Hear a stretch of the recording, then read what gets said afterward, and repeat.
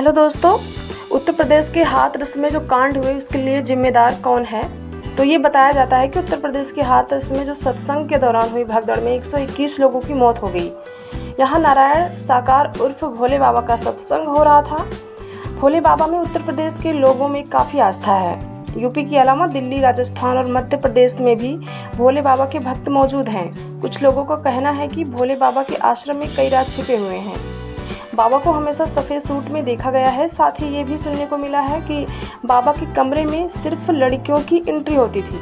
आपको बता दें कि नारायण साकार ने एक आम शख्स से स्वयंभू बाबा तक का सफ़र बहुत ही कम समय में पूरा कर लिया।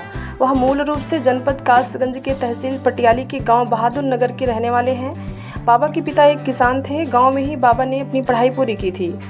बाबा 3 भाई हैं। सबसे बड़े भाई की मौत हो चुकी है। दूसरे नंबर के भाई का नाम पाल है। तीसरे नंबर का भाई बीएसपी में नेतागिरी करता है और गांव बहादुर नगर का 15 साल पूर्व प्रधान भी रह चुका है। बाबा का नाम सूरज पाल है।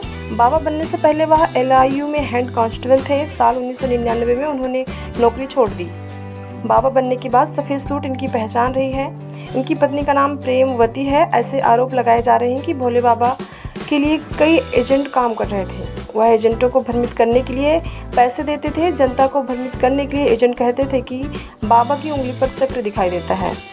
नारायण साकार पर यह भी आरोप लगते रहे कि उन्होंने गांव की ज़मीनों पर अवैध कब्जा कर आश्रम बनाया है। गांव की आबादी की ज़मीन पर अवैध कब्जा कर आश्रम बनाया गया है। ये भी आरोप लगते रहे हैं कि इनके आश्रम पर खूबसूरत लड़कियां रहती हैं। इनके कमरे में लड़कियों के अलावा सिर्फ खास लोगों की एंट्री होती है। अन्य लोगों को बाबा के कमरे के अंदर जाने की इजाज़त नहीं है।